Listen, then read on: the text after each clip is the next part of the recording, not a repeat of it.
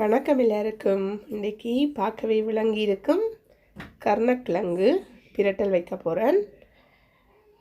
2-3 நாளாக ஒரு பாதி கருணக்கிழங்கு வீட்டில் வெயிட்டிங்கில் இருக்குது. அதுதான் இன்றைக்கி பிரட்டல் வைக்கலாமண்டு மேலே தோல் சீவிட்டு புதுசாக சீவுறாக்களுக்காக காட்டுறேன்.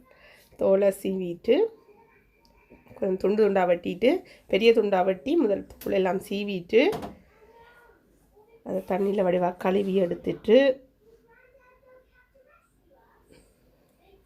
சின்ன சின்ன சதுரமாக வெட்டி எடுக்க போகிறேன்.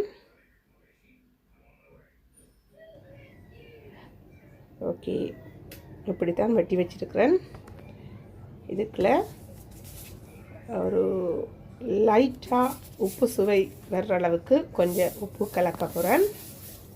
கொஞ்சம் உப்பு உண்டா ஒரு அரை தேக்கரண்டி நீங்கள் எடுக்கிற கருணக்கிழங்கு அளவாக மிக்ஸ் பண்ணணும்னு நான் எடுத்துருக்கிற அளவுக்கு கொஞ்சம் லைட்டாக உப்பு சுவைக்கு. சில பேர் உப்பு போடாமல் பொரிக்கணும். நான் இதை பொரிக்கிறதுக்கு இங்கால சட்டி ரெடி ஆயிட்டுது.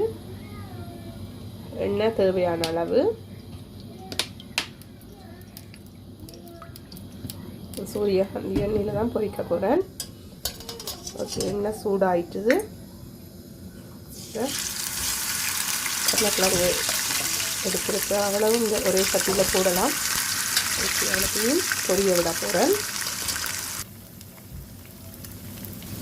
ஓகே, அது பொரியட்டும். இஞ்சால இன்னொரு அடுப்பில் சட்டி சூடாக்க வச்சுட்டு இருக்கிறேன். இதுக்குள்ள தான் கறி வைக்க போகிறேன்.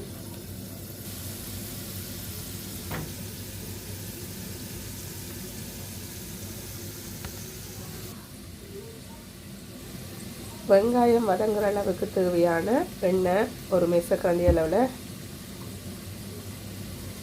ஊற்றிட்டு எண்ணெய் கொதிக்கட்டும். இதுக்குள்ள ஒரு அரை தேக்கரண்டி கடுகு வடிக்க விடுவேன். ஓகே, கசுத்தி வச்ச வெங்காயத்தையும் போட்டு வதக்க விட்டுட்டு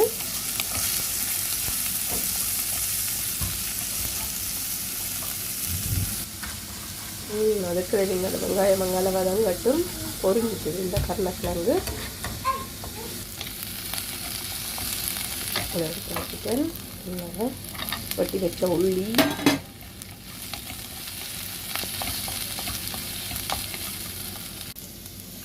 பச்சை மிளகாய் ஒரு 2 வாசத்துக்கு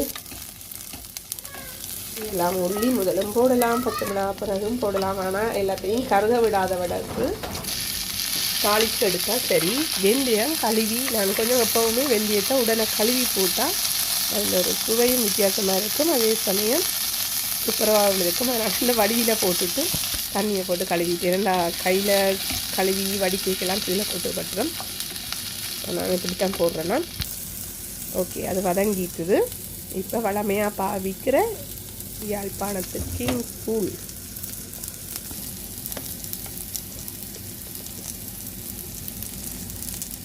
இது இன்றைக்கி ஒரு உரைப்பு பிரட்டலை தான் வைக்க போகிறேன்.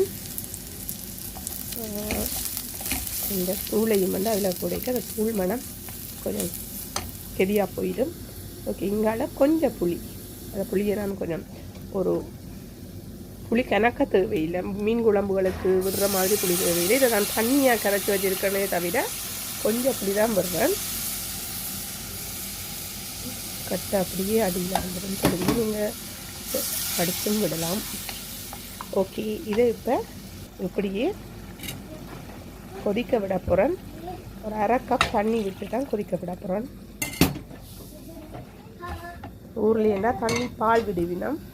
நான் முதல்ல தண்ணியில் மட்டும் இதை கொதிக்க விட்டு இதுக்கு கொஞ்சம் உப்பு போடுறேன். ஒரு அரை தேங்காய் உப்பெல்லாம் நீங்கள் பார்த்து போடலாம். புதுசாக சமைக்கிறாக்கள் இதுக்கெல்லாம் அளவு சொல்லிஇல்லை. நான் என்னென்னு சொன்னால் கருணக்கிழங்குக்கும் ஏற்கனவே போட்டு பொரிச்சிருக்கிறபடியாக ஓகே இருக்கும்.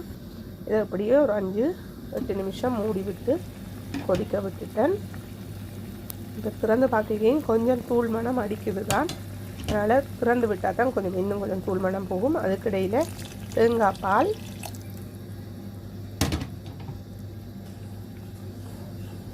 தண்ணி எடுத்த கப்பால் அதை விட குறைவாக ஒரு 1/4 டம்ளர் பால் விட்டுருக்குறேன். இப்போ அதை கொதித்து கொண்டு வந்துட்டு 3 நிமிஷம் விட்டுட்டு தான் இப்போ பொரிச்ச கருணக்கிழங்கை போட்டு அந்த கொஞ்சம் நேரம் அப்படியே அது ஏன் நான் இப்போவே போட்டிருக்கேன்னா அதில் இருக்க உப்பு சுவை புளி சுவை எல்லாமே இந்த கருணக்கிழங்கோட சேரணும்.